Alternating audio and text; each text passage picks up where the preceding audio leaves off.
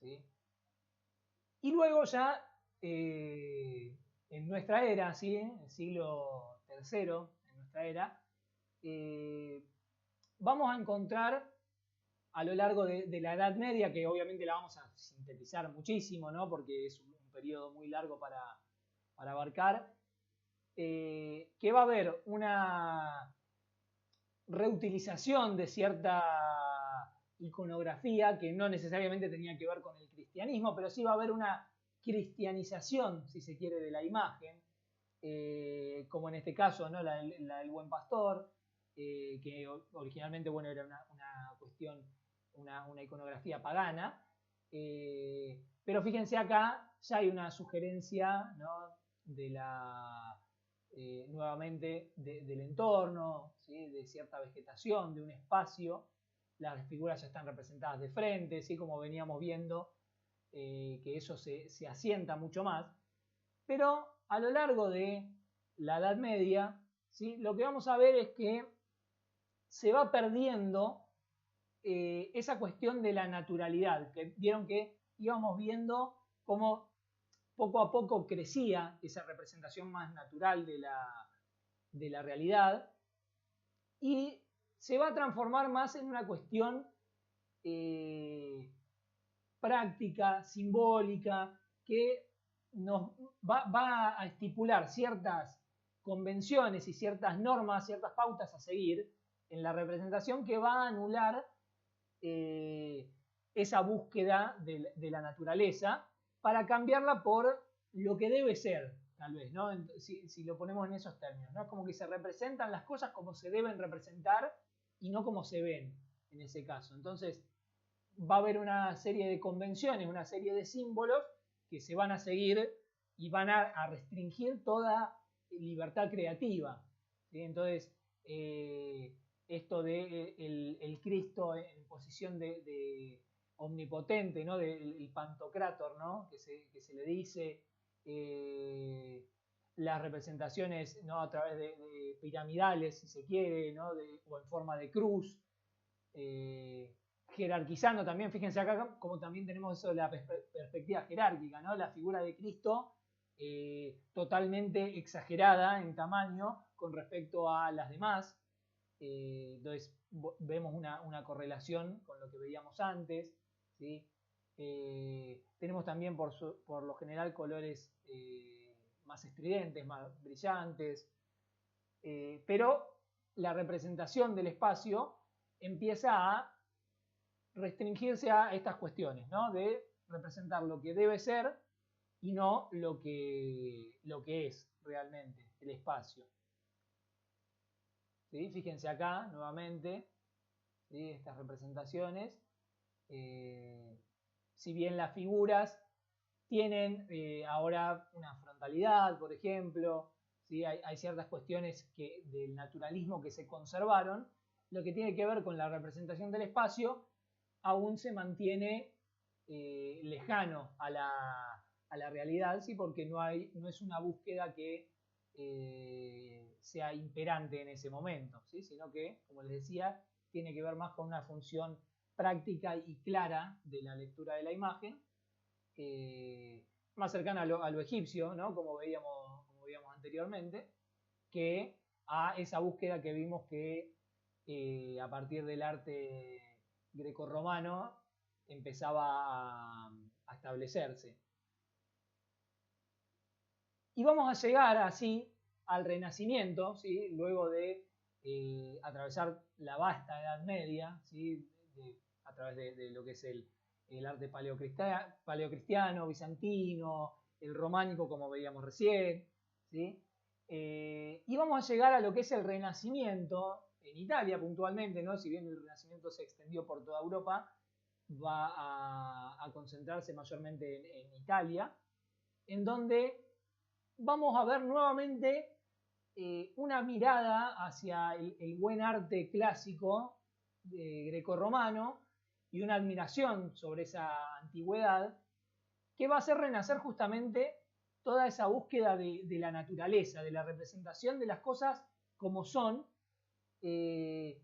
sumado a toda una cuestión de que había pasado también el oscurantismo, no en cuanto a las representaciones visuales, sino a la época, que tenía que ver con la Edad Media, y estamos en un tiempo, ¿no? En cuanto al contexto, ¿no? De mucha mayor estabilidad, que hacía que las representaciones sean más claras, más, si se quiere, más estáticas, ¿no? Porque el orden tal vez estaba establecido muchas veces a través de ejes horizontales y verticales, entonces son imágenes muchas veces rígidas, ¿sí? Pero ahora se va a empezar a buscar, a retomar esa búsqueda de la naturaleza, ¿sí? Y de representar a las cosas no como debían ser, sino como realmente eran, ¿no? Entonces tenemos esa búsqueda del Renacimiento, que además se le suma toda la búsqueda en torno a la ciencia, a los descubrimientos, ¿no? Y a la matemática, al estudio de la matemática y de la geometría, que va a ser y va a devenir en que se perfeccione muchísimo más la representación de los espacios, ¿sí? Primero, de una manera más primitiva, ¿sí? Acá tenemos lo que es el gótico tardío, ya entrando en un primer renacimiento, en el Trecento, ¿sí? Lo que se llama el Trecento, con Cimabue, Duccio, ¿sí? Vamos a ver más adelante Giotto también, pero fíjense que acá retomamos esa cuestión de la profundidad, si bien todavía hay una cuestión de herencia de la Edad Media, de lo simbólico, de las proporciones, ¿no? Que todavía no son del todo acertadas o naturales, pero sí hay una búsqueda mayor y más acertada de la profundidad en el espacio, ¿sí? Que Giotto va a ser tal vez el que más lo encamine hacia un perfeccionamiento, ¿sí? A través del estudio del color y del volumen en general, ¿no? Fíjense el estudio de las telas, por ejemplo, de la representación de los personajes, pero acá ya tenemos una suerte de retablo, ¿no? Cuya perspectiva ya es mucho más acertada, ¿sí? A una representación más natural de las cosas como se las ve realmente, ¿sí? Acá nuevamente, ven, si bien todavía se conservan ciertos errores, ciertas partes inconexas en cuanto a la representación de esas profundidades, fíjense que ya tenemos algo mucho más acertado y preciso, ¿sí? En cuanto a la profundidad. Acá todavía ven, tenemos, por ejemplo, ¿sí? Esta mesa la tenemos en una perspectiva diferente a la que tenemos, este retablo también, o a las estructuras que están por detrás, ¿sí? Entonces, sigue habiendo todavía un sistema que falta para resolver esas cuestiones, ¿no? Que nos den una mayor precisión a la hora de representar, ¿sí? Que nos lo va a ofrecer de alguna manera el arquitecto, ¿no? Brunelleschi, que él va a implementar un sistema muy interesante, que quise poner un video, pero no pude agregarlo a la presentación, pero si lo buscan en internet hay algunos videos que grafican esto que vamos a explicar. Y lo que hacía Brunelleschi, por ejemplo, en lo que tiene que ver con la representación de la perspectiva, ¿sí? Y lo que se llama perspectiva lineal, que tal vez es la perspectiva que más conocemos, que tiene que ver con la de esta perspectiva de trazar una línea de horizonte, de regirnos a través de puntos de fuga, ¿sí? Él lo resuelve de una manera sumamente interesante, que es la de utilizar su dibujo, ¿no? En este caso del baptisterio de Florencia, en donde él va a primero dibujar de observación y luego va a girar el modelo, ¿sí? O sea, lo va a poner de espaldas a él y va a colocar, o sea, le va a hacer un agujero al dibujo, ¿sí? Como vemos ahí, y va a colocar enfrente un espejo, ¿sí? Entonces, el espejo va a reflejar lo que él dibujó y a medida que él vaya moviendo el espejo, va a ir viendo el diseño real, digamos, eso que él está observando concretamente, y va a ir comparando cómo la exactitud que tiene el dibujo comparándolo con el modelo, ¿sí? Entonces, ahí él lo que va a descubrir es que nosotros podemos establecer un sistema de fugas, ¿sí? Que tiene que ver con ubicar determinados puntos que nos van a marcar la tendencia de las líneas que van en profundidad, ¿sí? Con qué inclinación, según el espectador, ¿no? Según la posición del espectador, van a tornarse esas fugas, ¿sí? Vamos a observar que mientras más lejos, ya sea para arriba, hacia arriba o hacia abajo, están del espectador las líneas, más inclinadas van a ser, ¿no? Mientras más arriba estén, van a ser más inclinadas hacia abajo, mientras más abajo, más inclinadas hacia arriba. Nada, cosas técnicas, ¿no? Pero se va a poder establecer un sistema concreto, ¿sí? Como les decía, ¿no? Por eso también se la llamó perspectiva matemática, ¿no? Porque estamos en ese contexto de búsqueda y de descubrimientos. Y también empieza a crecer la figura del artista como genio, ¿no? Como un intelectual, si se quiere. Entonces, los artistas también, aparte de ser dibujantes, pintores, escultores, eran muchas veces arquitectos, ¿sí? Bueno, en el caso de Leonardo, ni que hablar, ¿no? Biólogo, científico, pero tenían otro lugar en la sociedad. También, bueno, retomamos ciertas cuestiones que tienen que ver con la filosofía, ¿no? Con Pitágoras, por ejemplo, que Leonardo va a estudiar, ¿no? Junto a Luca Pacioli va a hacer ese tratado, ¿no? Sobre las proporciones. Entonces, bueno, estamos en ese contexto de creciente estudio de la matemática y de las ciencias, que va a posibilitar que este sistema se empiece a implementar, ¿sí? Y vamos a tener, por ejemplo, ya en el 480, ¿sí? Cuando digo 300, 480 tiene que ver con estos años del Renacimiento. El 300 tiene que ver con lo que comprende el 1300 al 1400, el 480 del 1400 al 1500, ¿sí? Y el 1500 ya sería lo que es el 580, que es el alto Renacimiento, el punto de mayor algidez del Renacimiento, en donde coinciden y son contemporáneos los máximos exponentes de este periodo, ¿no? Y los tres grandes maestros, ¿no?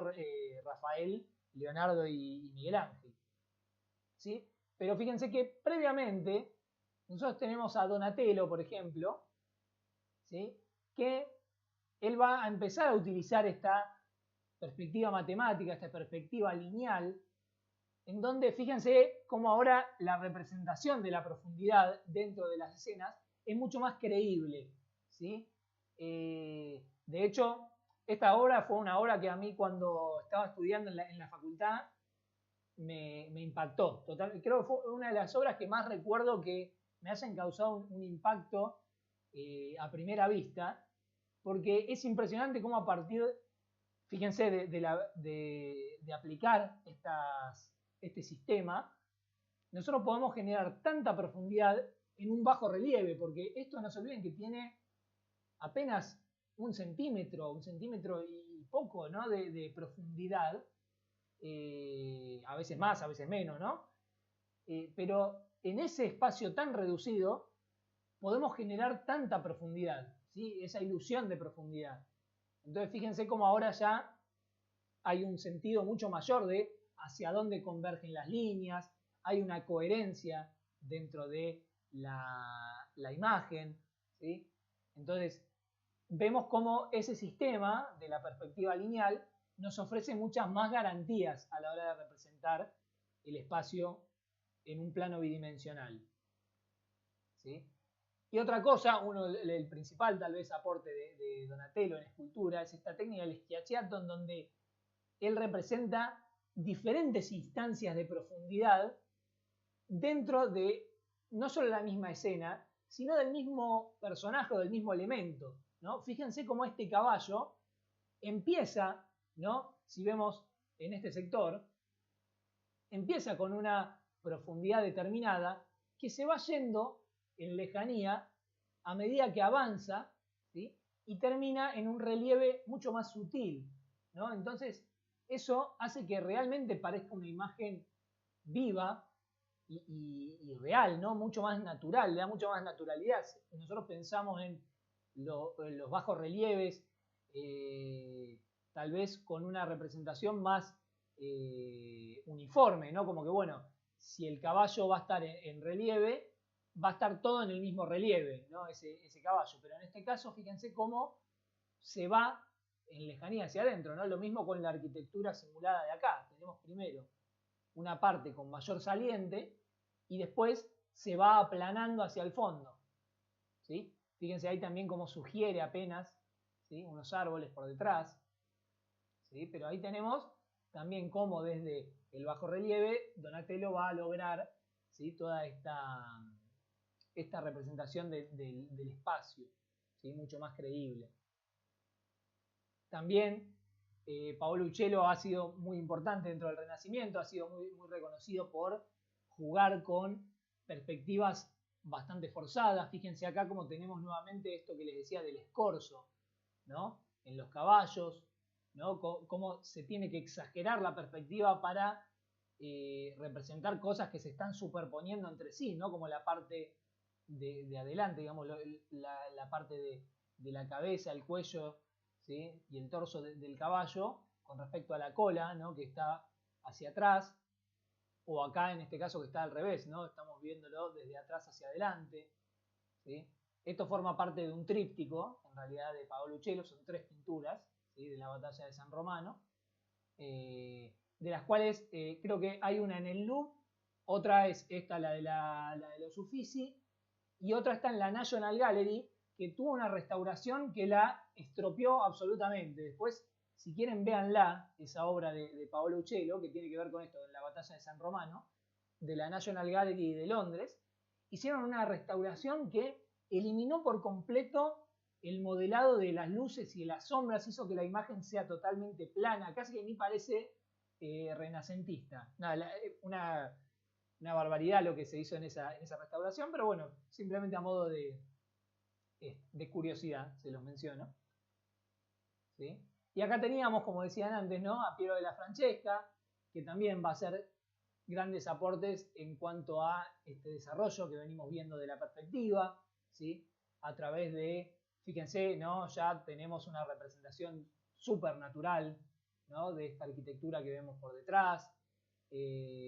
Vemos por momentos esto de la isocefalia, ¿no? Que vuelve en el... Fíjense acá cómo están todos los personajes, algunos si bien están más cerca, otros están más lejos, todos permanecen con las cabezas a la misma altura, ¿no? Entonces empieza como estamos volviendo a el arte grecorromano, hay ciertas cosas que vuelven a repetirse, ¿sí? Fíjense cómo esto de los ejes verticales y horizontales mayormente, ¿sí? Son los que rigen dentro de la imagen, la simetría, el orden, ¿no? Porque no se olviden que estamos en un momento de orden y de estabilidad, si se quiere, ¿no? Entonces, el artista, la humanidad se sentía como iluminada, tal vez, si se quiere, ¿no? Entonces, tenemos todas esas representaciones mucho más claras y estables, ¿sí? Simétricas, fíjense acá, la simetría, ¿no? Y la exactitud, ahora sí, de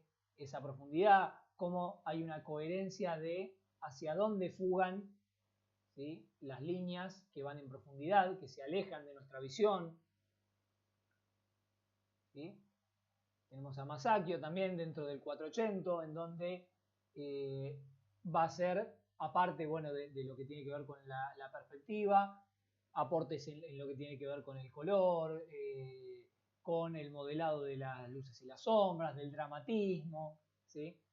Acá también tenemos esta escena, ¿no? Del pago del tributo, que también la suelo mencionar como un antecedente de la historieta, porque también tenemos, por ejemplo, a la figura de Pedro representada 3 veces dentro de la misma escena, ¿sí? Entonces es como también algo multidimensional, en donde hay una secuencia que se nos está narrando, ¿sí?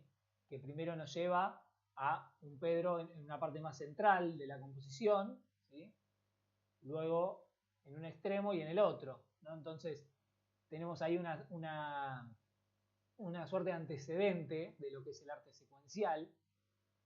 ¿Sí? Acá vemos la obra en su verdadera magnitud, ¿no? Porque a veces las vemos así las obras y tal vez no tomamos dimensión, ¿sí? de lo impactantes que son, ¿no? En vivo. Y acá tenemos también el uso de la perspectiva, que esto lo marcamos en la clase de composición también. El uso de la perspectiva como una generadora de experiencias, ¿no? En este caso está la línea de horizonte de la obra puesta a la altura de los ojos a las que generalmente se va a ver esta obra, ¿sí? Fíjense acá, ¿sí? Más o menos la línea de horizonte la vamos a encontrar en este punto, ¿sí? Donde les estoy marcando acá, que es más o menos donde va a estar la visión de cada persona que vaya a ver la obra. Entonces, ahí estamos usando la perspectiva en función de generar una experiencia, de que quien vea la obra sienta estar dentro de la obra, porque la obra responde a una perspectiva que es la misma que esa persona está adoptando, ¿no? Entonces, de alguna manera, nos hace sentir también partícipes de esa obra. ¿Sí? Vamos a tener también obras, si se quiere, controversiales o impactantes. En este caso, fíjense, una representación totalmente atípica, ¿no? de Cristo, no solo por el trabajo de saturado del color, sino también por este escorzo bien pronunciado. Fíjense acá se ve bien claro lo que decíamos del escorzo, ¿no? Una perspectiva súper exagerada, ¿no? De algo que se está viniendo hacia adelante, en este caso. Entonces ahí tenemos un estudio y una comprensión, ¿sí? de la perspectiva todavía mayor. ¿Sí? A Rafael también lo traigo por una cuestión de no dejar pasar, ¿sí? La obra de los grandes maestros. Fíjense, él también, bueno, Rafael de alguna manera toma todas las técnicas y todas las concepciones que había en cuanto a la pintura en el Renacimiento y las lleva a su máximo punto de esplendor, ¿no? Él representaba magníficamente, ¿no? Utilizaba todas las técnicas de manera absolutamente grandiosa y con absoluta maestría. Fíjense nuevamente acá la isocefalia, esto que les decíamos, ¿sí? La simetría nuevamente, como hay también un orden en la imagen, ¿sí?